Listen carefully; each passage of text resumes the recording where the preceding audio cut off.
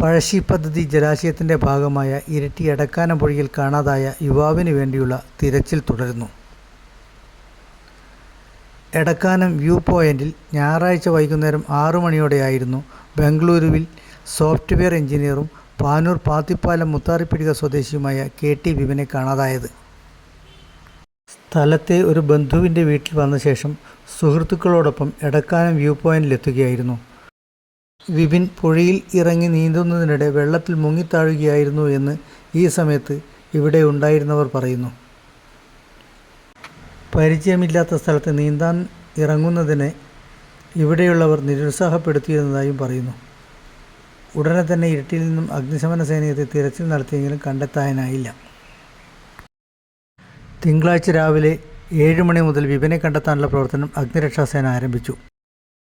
ഇരിട്ടി അഗ്നിരക്ഷാ നിലയം assistant station officer Mehroof Vazhath, Thalassery STO Vasith എന്നിവരുടെ നേതൃത്വത്തിൽ മട്ടന്നൂർ, പേരാവൂർ, കൂത്തുപറമ്പ്, തളിപ്പറമ്പ്, കണ്ണൂർ നിലയങ്ങളിലെ സ്കൂബ ഡൈവിംഗ് സംഘങ്ങൾ സ്ഥലത്തെത്തി വിപിൻ മുങ്ങിത്താണ പ്രദേശത്തെ ജലാശയത്തിൽ പരിശോധന നടത്തിയെങ്കിലും കണ്ടെത്താനായില്ല.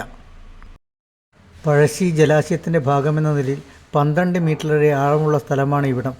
മഴക്കാർ മൂടിയ അന്തരീക്ഷത്തിൽ വെള്ളത്തിനടിയിൽ വെളിച്ചമില്ലാത്തതും അടിത്തട്ടിൽ ചെളി കെട്ടിക്കിടക്കുന്നതും തിരച്ചിലിന് പ്രയാസമുണ്ടാക്കി. ഇതിനിടയിൽ ഉച്ചയോടെ ശക്തമായ മഴയുണ്ടായതും തിരച്ചിലിന് തടസ്സമുണ്ടാക്കി. മഴ അല്പം ശമിച്ചതോടെ തിരച്ചിൽ തുടർന്നെങ്കിലും വൈകുന്നേരം 5 മണിവരെ വിപിനെ കണ്ടെത്താനായില്ല. നഗരസഭാ chairperson K. Sreelatha, vice chairman PP Usman, ward councillor K. Muraleedharan എന്നിവരും ഇരിട്ടി പോലീസ് സംഘവും സ്ഥലത്തെത്തിയിരുന്നു.